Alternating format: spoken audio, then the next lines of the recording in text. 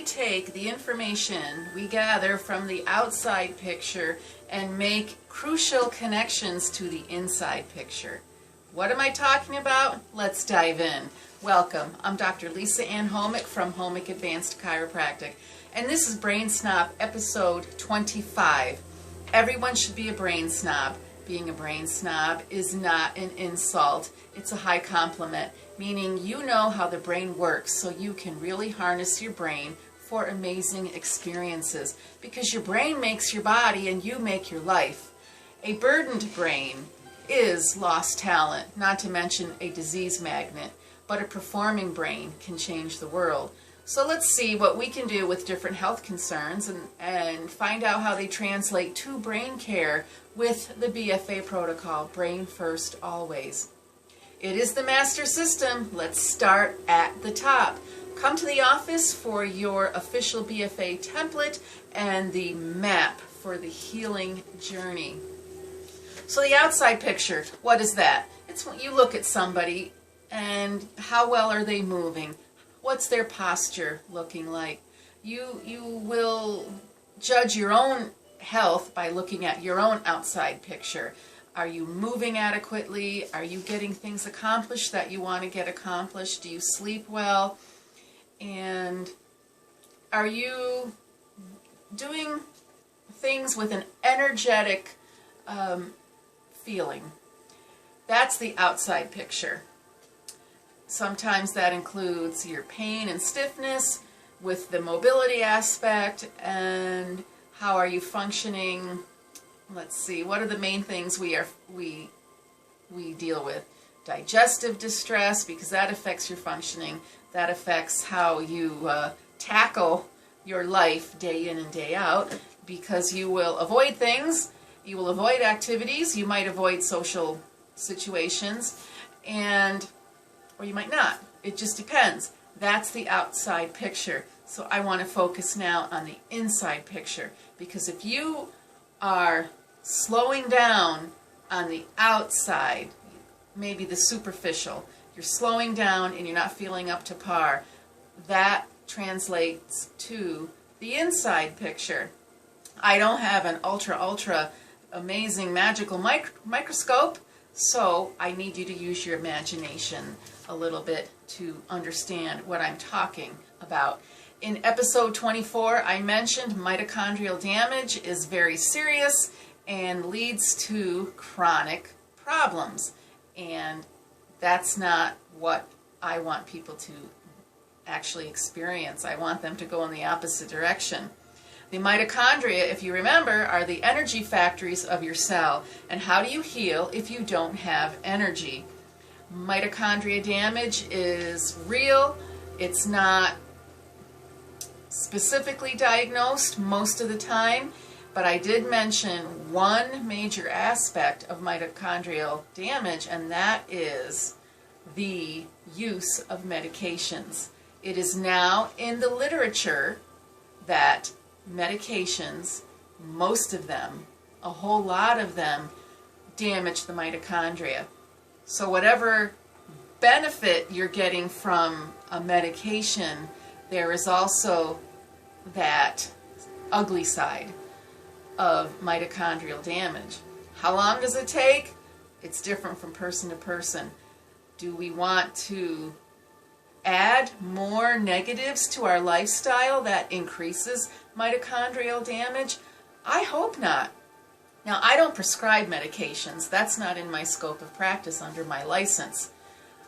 I don't prescribe them, and I don't tell people to get off of them, but I can educate people about them, because the more information you have, the better off you will be. Now, I want to also throw in there, a few videos back, I talked about sarcopenia, which is that fancy word for decline of skeletal muscle tissue. When older people kind of get atrophied and their muscle starts wasting.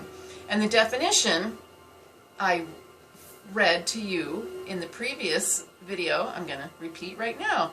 Sarcopenia, or the decline of skeletal muscle tissue with age, is one of the most important causes of functional decline and loss of independence in older adults. And you younger folks, start thinking about it now, because it's easier to prevent. The purpose of the article that I copied is to review the current definition of sarcopenia. So here's what else they said. There is no consensus of diagnosing reached, but sarcopenia is increasingly defined by loss of muscle mass and loss of muscle function or strength. And the cause is multifactorial. Hang on, I'm getting to some interesting stuff here. There's neurological problems with decline, hormonal changes, inflammatory pathway activation, inflammation on the loose. We don't like that. Decline in activity. There's more chronic illness. There's fatty infiltration. Poor nutrition are also shown to be contributing factors. Recent molecular findings related to apoptosis, which is the appropriate cell suicide that helps prevent disease from really taking hold in the body. So sarcopenia affects that, and also mitochondrial decline. So here I am mentioning mitochondria again. It is so important. Those mitochondrial portions of your cell need to stay healthy. Otherwise, a lot is missing, limiting. And where's my other paper, folks? Okay.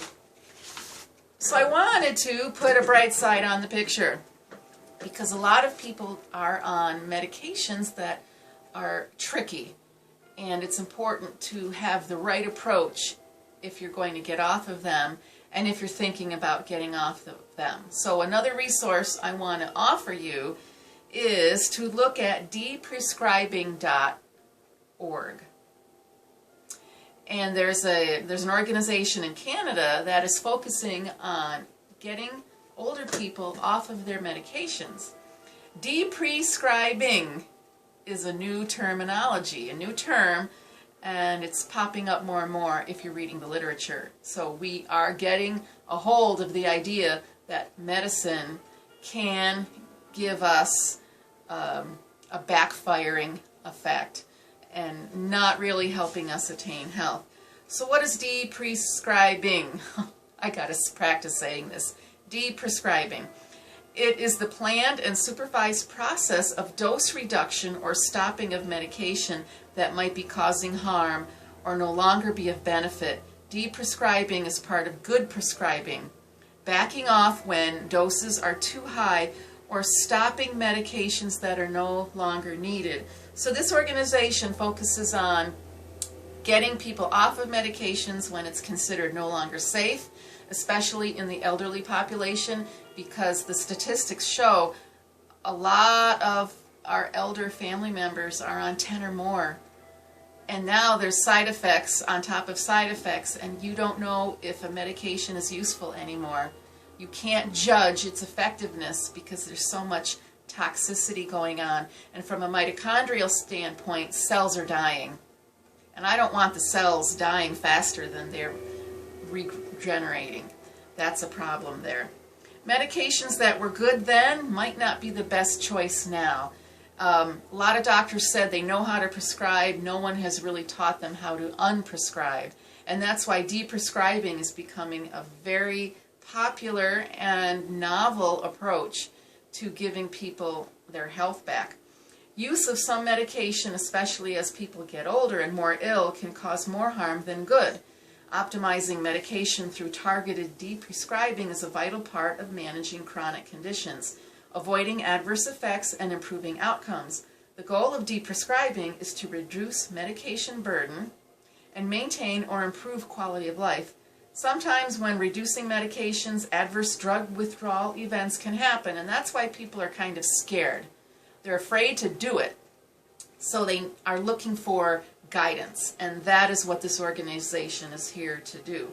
Some people do feel worse as their body is readjusting, as their body's healing. And there are healing effects where you feel worse before you get better. Reducing dose of pain. And then if we're dealing with pain medication, that has to be managed appropriately as well. Some medications need to be reduced slowly to avoid withdrawal effects. Deprescribing is best done with the partnership of a healthcare provider.